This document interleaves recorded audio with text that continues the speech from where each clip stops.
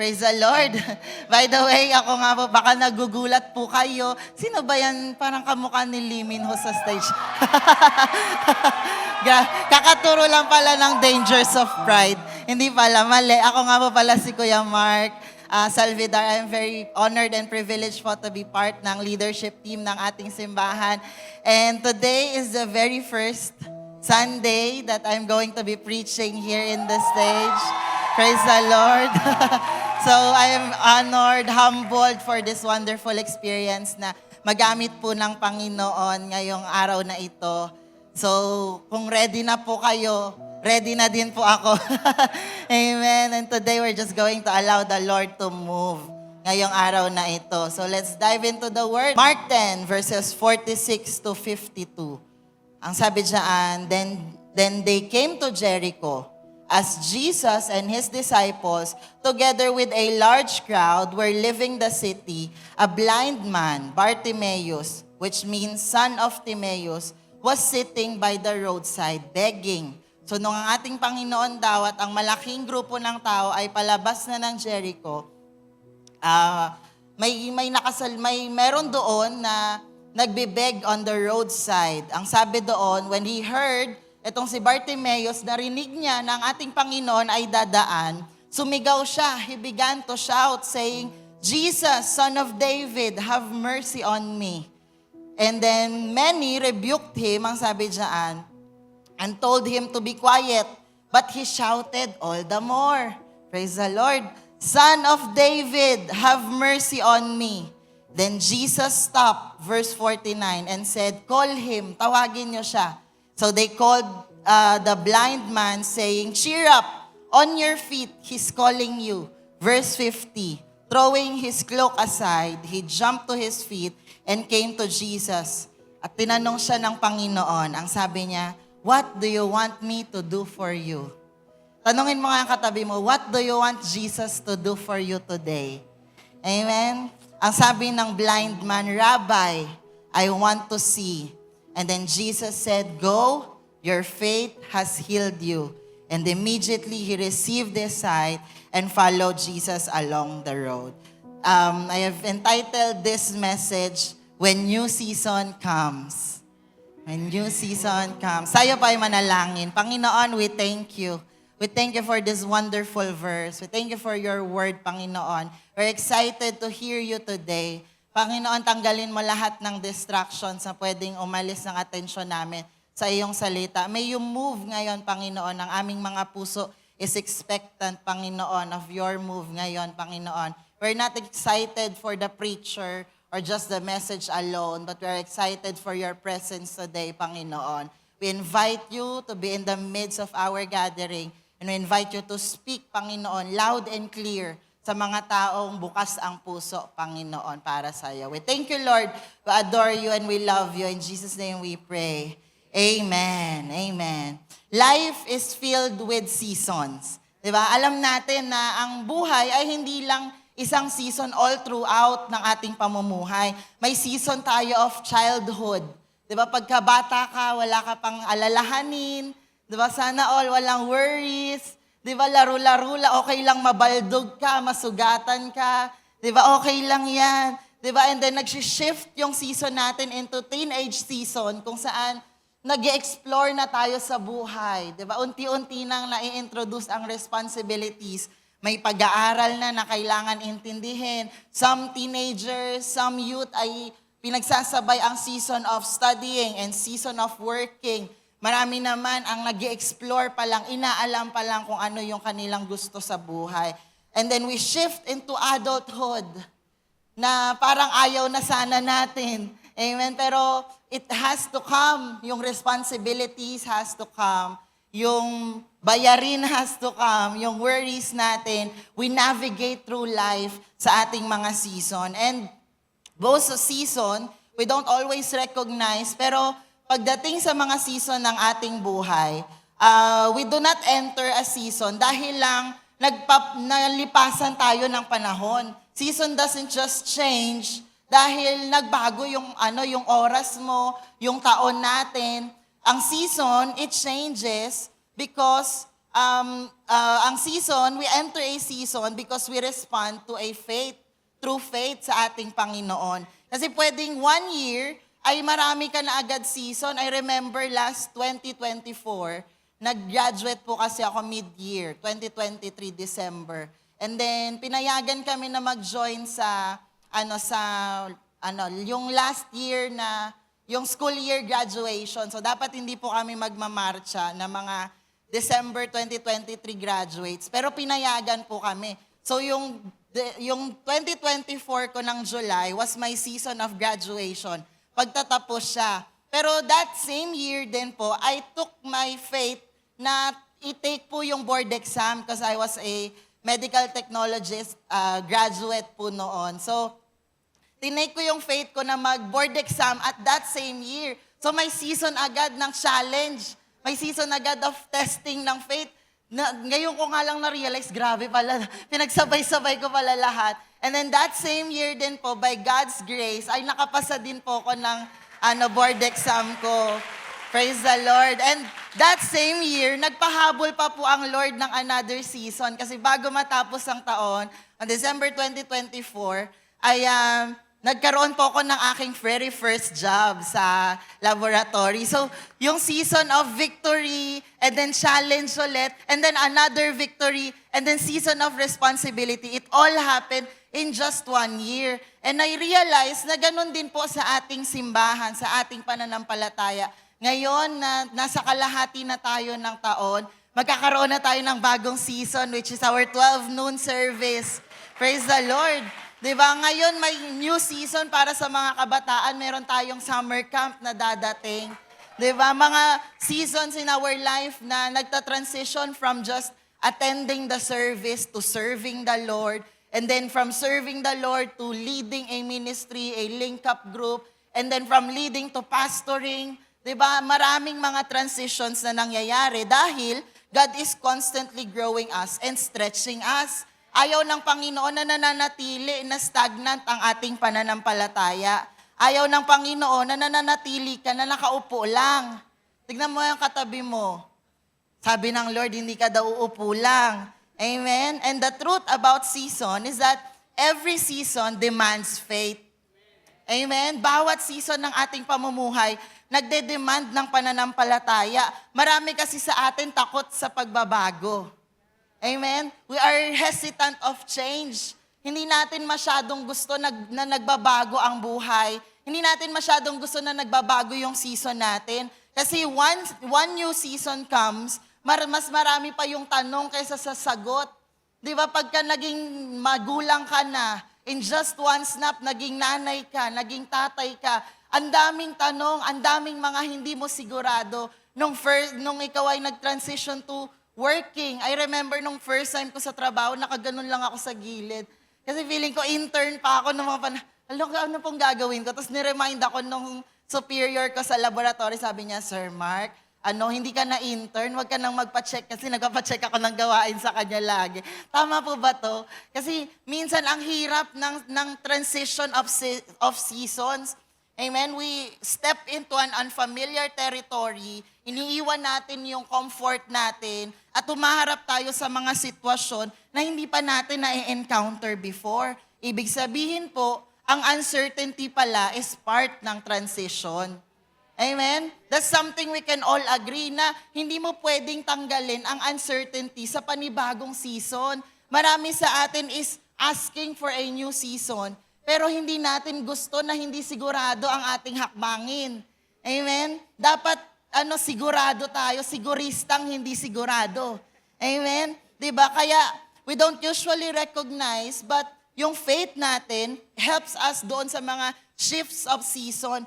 Kini-carry through tayo ng mga pananampalatayaan natin whenever we shift transitions, whenever we transition through seasons in our life. What navigates us is faith. And faith changes how we walk through uncertainty. Kasi pwedeng confident ka nang magtrabaho pero hindi ka naman talaga sigurado what's coming for you. Confident ka na sa adulthood. Excited ka nang maging adult pero hindi ka pa sigurado sa mga susunod na hakbangin. And faith Yung faith natin, hindi niyan tinatanggal yung mga uncertainties, hindi niya tinatanggal yung mga unknown, pero binibigyan niya tayo ng confidence. Amen. May confidence tayo to walk. Amen. Yan po ang context ng binasa natin on Mark 10. Ang sabi po sa verse 50, "Go," and Jesus said, "Your faith has healed you." Yung season ni Bartimaeus was transitioned, nag-shift yung kanyang season dahil sa kanyang pananampalataya. Nakatanggap siya ng kagalingan, nakatanggap siya ng restoration ng sight dahil sa kanyang pananampalataya. When Bartimaeus encountered Jesus, his life changed forever. Sino dito ang kayang mag-testify na pag na-encounter mo ang Panginoon, mababago ang buhay mo forever? Amen? He moved from blindness to sight. He moved from begging, and then he followed Jesus. Diba? Nag-move siya from just sitting by the roadside to walking with Jesus. So anong nangyari? Transition kasi happened, and a new season come, all because of his faith. Dahil sa kanyang pananampalataya. And maybe marami sa atin ay nasa ganong posisyon. We are being called to a transition phase. Alam natin na may binibirth ang Panginoon na bagong season sa ating mga buhay. Kaya ngayong araw po na ito, titignan natin kung paano na-navigate ni Bartimaeus yung transition phase niya na yon, papunta sa new season. What does that faith na nagpagaling sa kanya look like? What did Bartimaeus' faith look like? Number 1, ang faith ni Bartimaeus, his faith seized the encounter. Sabi mo nga sa katabi mo, he seized the encounter. Ang sabi sa verse 47, when he heard that it was Jesus of Nazareth, he began to shout. Biruin nyo, itong taong ito was blind. Hindi niya sigurado kung yung Jesus ba na paparating ay malapit or hindi. Hindi niya sigurado kung yung Jesus ba na paparating, malapit enough to hear Him. Yung ganon, hindi niya alam yung exact position ng Panginoon kasi all he did was to hear kung nadarating ang Panginoon. Hindi niya nga narinig na katabi niya na ang Panginoon. Di ba? Hindi niya narinig na kaharap niya na ang Panginoon. All he heard was that darating ang ating Panginoon, dadaan siya. But his faith allowed him to seize the encounter. Hindi ko man sigurado kung ngayon magiging maganda ang Sunday ko, pero pupunta ako sa church kasi alam ko ando ng presensya ng Lord. Amen? So he began to shout, "Jesus, Son of David, have mercy on me." Ang sabi niya. Amen? And maybe that's the position where we are today. Minsan ang hirap alamin kung nasan ba ang Panginoon. Pagka hindi maganda ang week natin, ang hirap makita na tapat ang Panginoon. Amen? Pag punong-puno tayo ng problema, bombarded tayo ng mga nangyayari sa buhay, ang hirap makita na mabuti at tapat pa rin ang Panginoon. Pero ang sabi doon sa verse, when he heard. Ibig sabihin, yung movement ni Bartimaeus towards Jesus, hindi nagsimula na sa paningin. It began with urgency. Alam niya dadaan ng Panginoon eh. Alam niya pwede niyang ma-encounter ang Panginoon today. So he grabbed the opportunity. All Bartimaeus needed to know was that Jesus is passing by. And that he recognized that it was an opportunity for an encounter. Kaya hindi niya hinayaan na mag-pass yung moment. He grabbed it. Amen? Hindi na nag-antay si Bartimaeus ng perfect condition. Pwede niyang sabihin, paalisin muna natin lahat ng tao, ang dami pa masyado. Pwede niyang sabihin na, ang ingay pa, antayin ko muna na mag-cease yung mga tao. Baka naman may iba pang opportunity para ma-encounter ko ang Lord. Yung mas private, di ba? Yung mas makakaiyak ako, may uhog pa. Di ba? Ang hirap gawin yun sa harap ng maraming tao. But Bartimaeus needed no personal invitation. Alam niya, all he needs is the presence of the Lord. Amen? Hindi niya kailangan ng complete understanding kasi yung pananampalataya niya allowed him para i-grab yung moment. Amen? Jesus was there. And that's enough para kay Bartimaeus. Imagine kung nanahimik lang siya. No? Sinabi niya na, sige, next time na lang. Hindi ko kaya yung crowd. Diba? May kapansanan na siya, tapos ang dami pang tao. Ang hirap makapaglaban. Yung fully capable ka na nga, tapos makikipagsabayan ka sa crowd, ang hirap na, di ba?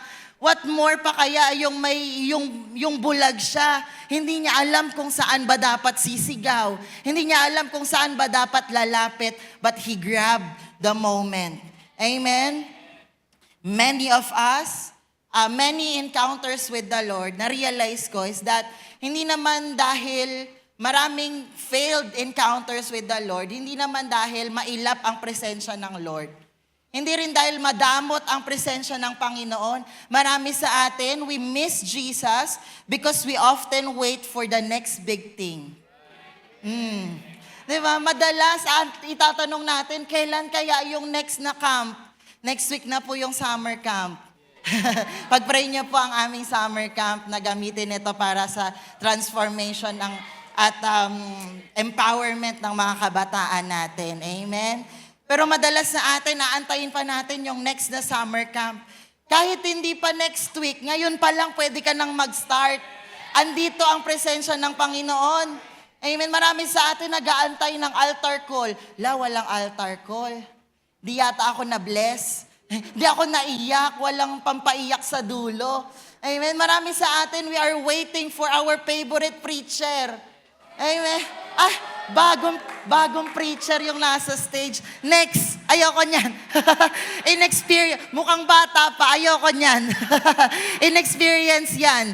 Amen? Marami sa atin, we don't miss Jesus dahil ayaw magparamdam ng Panginoon. Pero hindi kasi natin ginagrab even the most simple encounter. Amen? Sometimes it's not the next big thing. It's just the simple moment. Naalala nyo si Elijah, hindi niya na-encounter ang Panginoon sa earthquake. Hindi niya na-encounter ang Panginoon sa great wind. Saan? Sa gentle whisper. Amen? Si Samuel, all he heard was a voice in the night. Si Peter, empty nets, empty boats. Amen? In our simplest moments, andoon po ang presensya ng Panginoon. Si Zacchaeus, paano niya na-encounter ang Panginoon? Sa puno. Na hindi naman dapat normal na pinaglalagyan ng tao. Di ba? Pero doon niya na-encounter ang Panginoon. Why? Because sometimes one prayer is all it takes. Sometimes one worship is all it takes. Sometimes one conviction is all it takes. And your life will be changed forever. Faith overcomes the urge to postpone our response to God. Kapag kinakapitan natin ang pananampalataya, nawawala yung urge na bukas na lang, mamaya na lang, next season na lang, pagka ganitong edad na lang ako. Amen? When we have faith, when we trust that our God will move, you will grab it right now.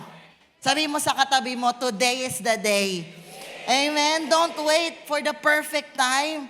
Don't wait na maging perfect ang oras, you make your perfect time. Amen? Hindi mo inaantay yun eh. Walang mag-aayos ng perfect time for you. You make your own perfect time. It's your first step. It's your first surrender. It's your first move that is perfect all the time. Take that first step. Seize the encounter. Amen. Amen. Praise the Lord. Ang init pala. Praise the Lord. Number 2, his faith. What did Bartimaeus' faith look like? His faith ignored unnecessary voices. Verse 48 said, many rebuked him and told him to be quiet, but he shouted all the more. Hallelujah. Son of David, have mercy on me. Imagine mo yung scenario na yun. Pinatatahimik ka ng crowd. Ayaw ka nang magsalita ng crowd. Nakakahiya ka para sa ibang tao. But Bartimaeus' faith allowed him to shout all the more. I-ignore yung mga voices that is unnecessary. Amen? Kasi entering a new season is also realizing that along the way, many voices will arise. Amen? Mapamaganda or pangit na season ng buhay mo, may mga voices na darating. May mga voices na magsasalita bigla. Biruin mo, 10 years na kayo hindi nag-uusap, pero nung nakita ka niya sa church, ay, pa-church-church ka pa, di ka naman talaga nagbabago. Amen? Di ba? May mga tao naman talaga na may genuine concern. For example, sa mga magulang natin, sa mga leaders natin, hindi sila mga kalaban.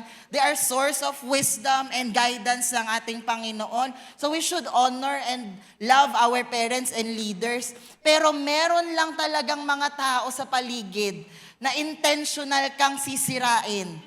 Intentional kang i-bring down. Intentional kang tatakutin. Biruin mo, nag-resign ka, tapos ang unang sabi sa'yo, ala, hindi ka naman para dyan. Ala, paano na ako? Nag-resign na nga eh. Amen? Sasabihin nila, hindi ka ready para dyan. Sasabihin nila, you cannot do it. Sasabihin nila, wala namang magbabago, pasimba-simba ka pa. Di ba, pabasa-basa ka pa ng Bible mo, wala din namang nagbabago. Diyan ka na lang, dito na lang tayo.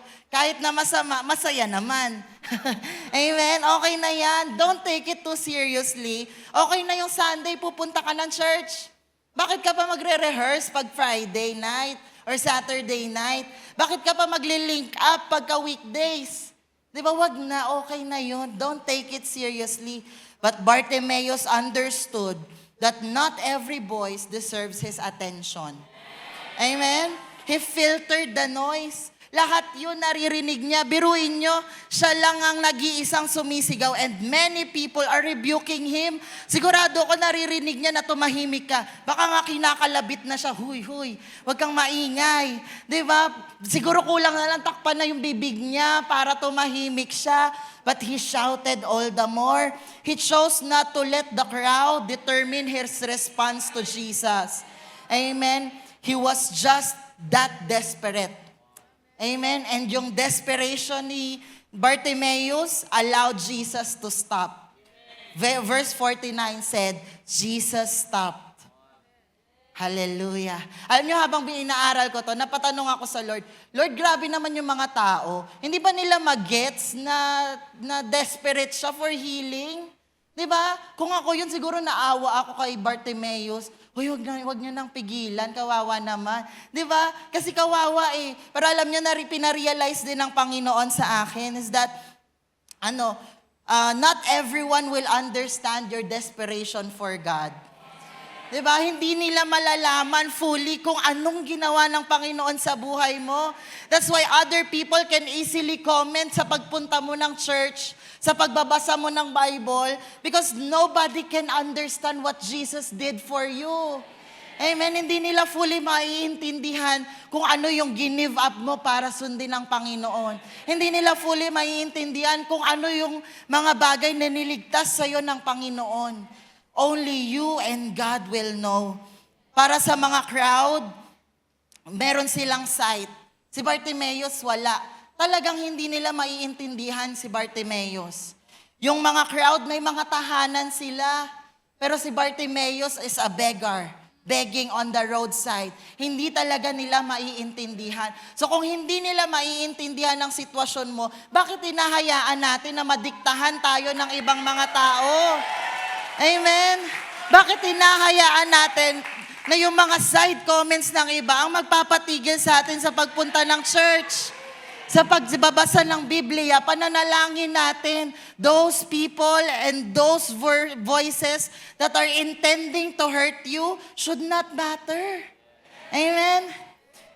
Desperation will lead Jesus to enter your life. Huwag mong hayaan na ipaniwala sa atin ng mga tao na nakakahiya maging desperate para sa Panginoon. Okay lang yan. Yung pagsigaw para sa mga tao, nakakahiya doon sa crowd, nakakahiya ka.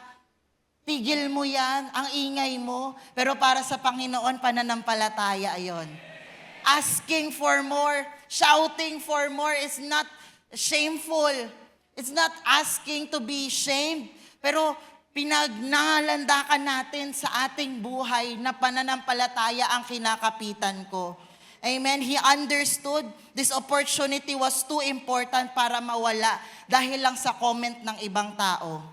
Amen? If Bartimaeus listened to the crowd, na-miss niya siguro yung encounter of a lifetime. Napatanong ako sa sarili ko, Lord, how many encounters have I missed dahil nakinig ako sa sinabi niya? How many leadership opportunities have I passed by dahil lang hinayaan kong i-define nila ako? How many destiny have I ignored dahil lang mukhang hindi para sa akin? Amen? Ask yourself that. How many times have the voices around me became much more, mattered more than the voice inside me? Faith knows whose voice matters the most. Yung pananampalataya natin will know kung sino dapat ang pakinggan. Yes, it's hindi naman natin matatakpan ang tenga natin sa lahat ng comments ng mga tao.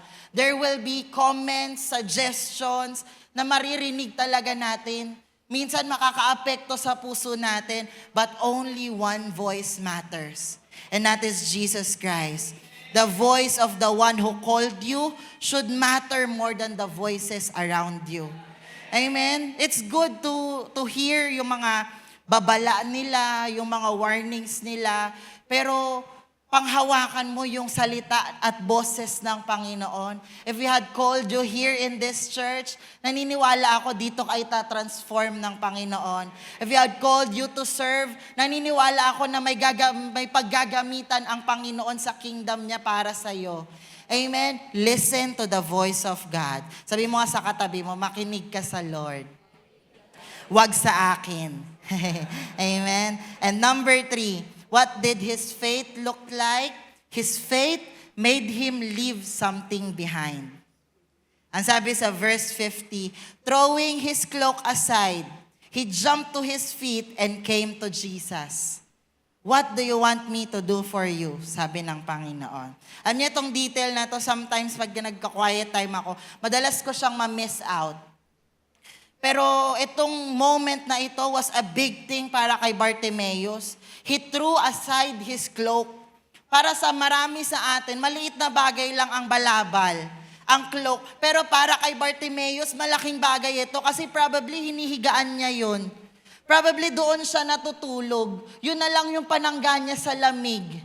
Amen? Malaking bagay yun para kay Bartimaeus. For Bartimaeus, this cloak represented much more than clothing.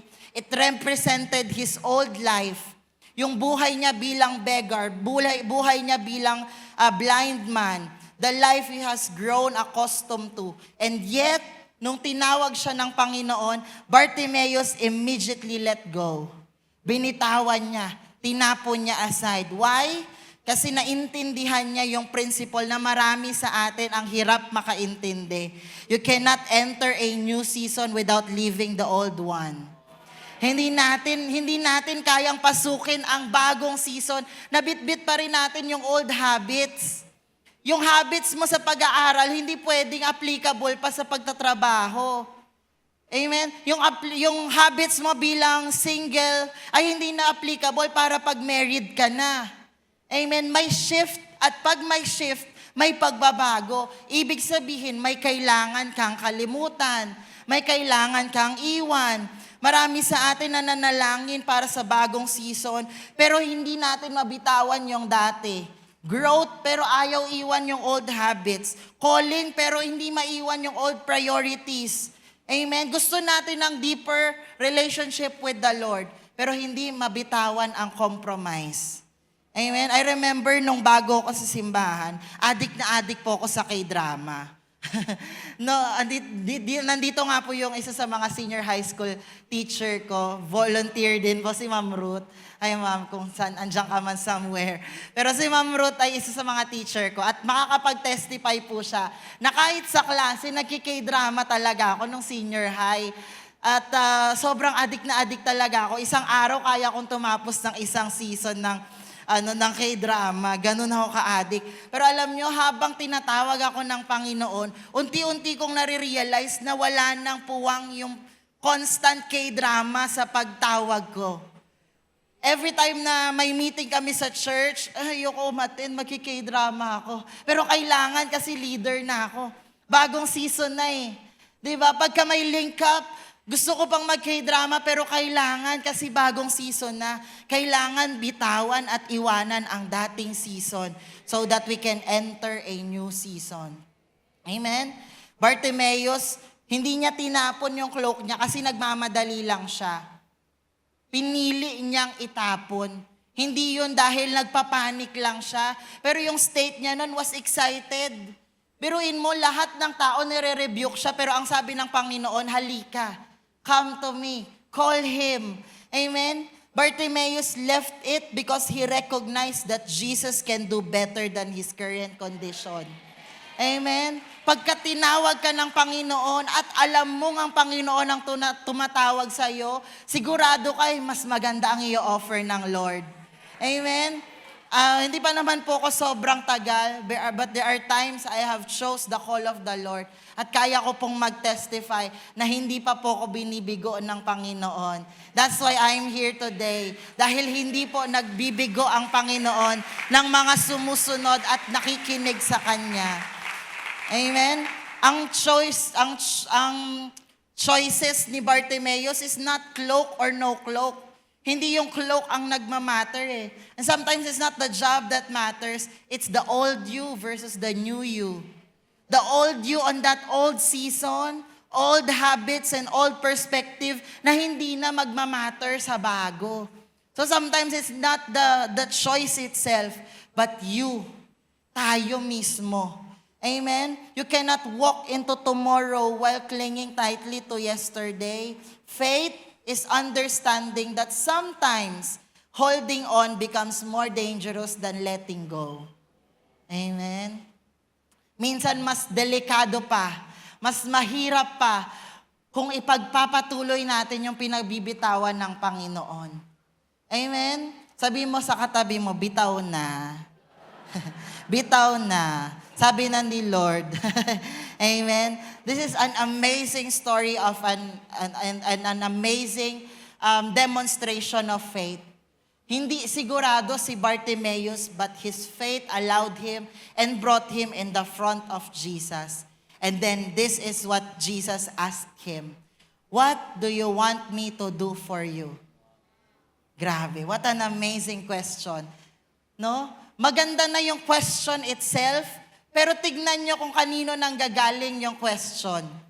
Sa Diyos na kayang gawin ng kahit na ano. Diba?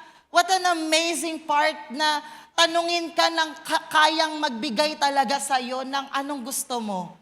Diba? Pagka sinabihan ko po kayo, gusto nyo ba ng SM? Hindi po kayo maniniwala sa akin kasi wala nga akong SM. Pero kung si Henry C. mag-offer sa inyo, talagang maniniwala, ay, kaya niya yun eh. Capable siya dun eh. Diba? Pero pagka tayo lang, hindi natin kaya yon. Tingnan niyo yung tanong ng Panginoon. It was, what do you want me to do for you? Hindi in-specify ng Panginoon, gusto mo ba ng healing? Diba? Broad ang question ng Panginoon. Alam niyo, naniniwala ako, that's also a test of faith.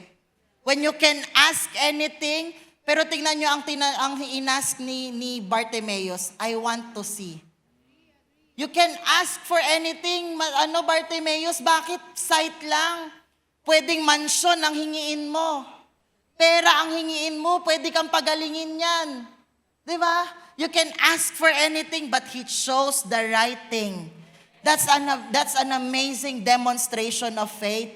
Hindi itong question na to, hindi lang siya question na maganda, but it is also a turning point. Maraming turning points sa buhay natin is happened because of our response to God. Response to His call. Alam naman na ng Panginoon na bulag si Bartimaeus. Pwede namang sabihin niya, gusto mo ba ng sight? Diba, offer ako sa iyo ng sight? Gusto mong gumaling? Diba, diretso na pwede. Diba, okay na sana, diretso.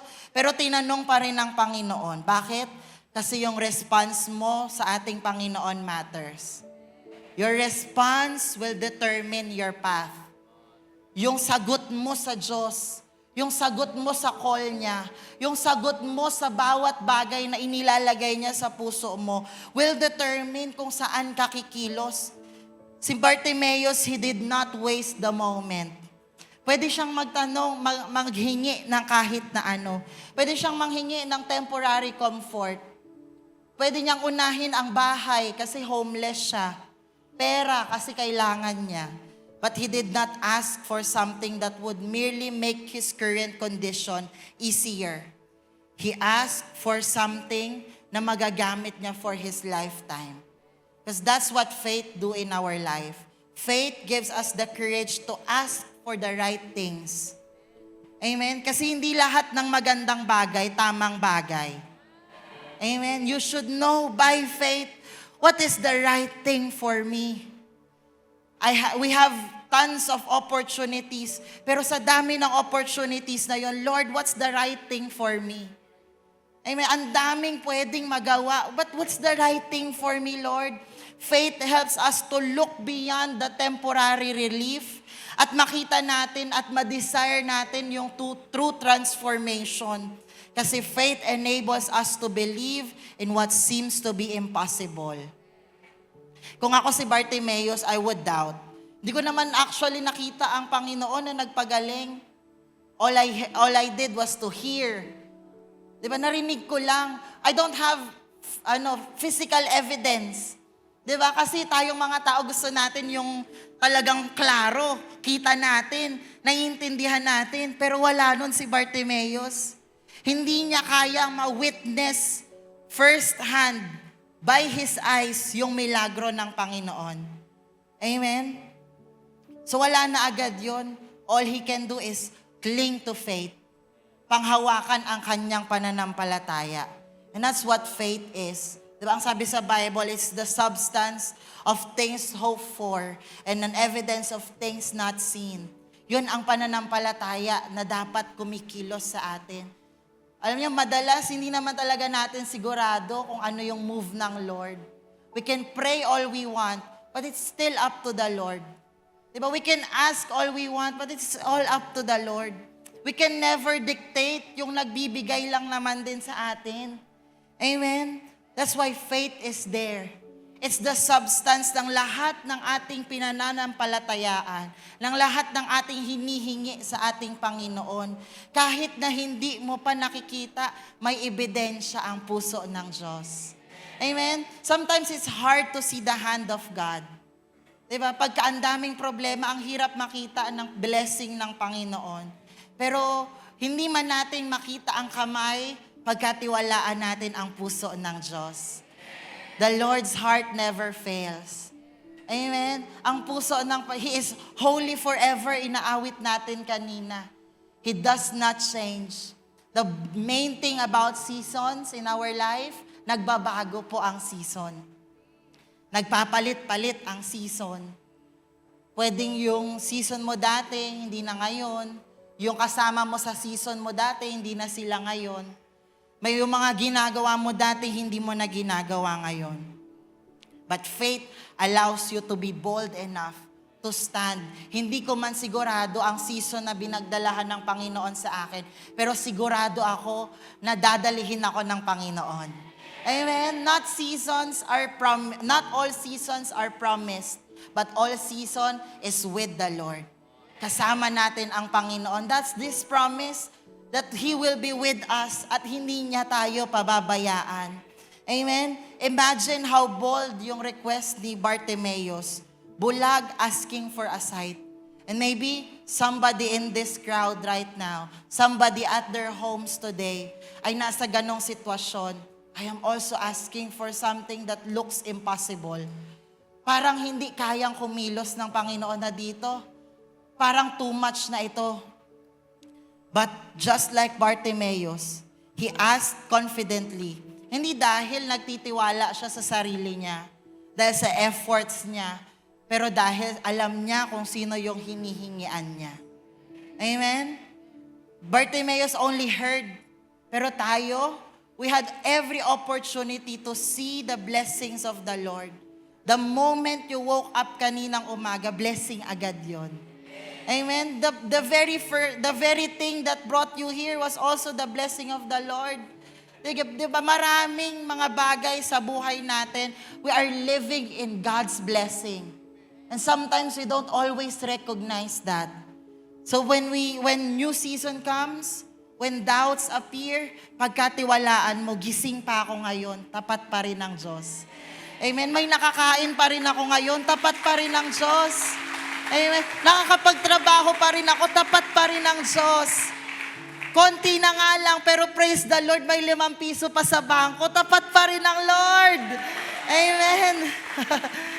Hindi man natin sigurado, pero sigurado ako, tapat ang Diyos. Sabihin mo sa katabi mo, sigurado ako, tapat ang Diyos.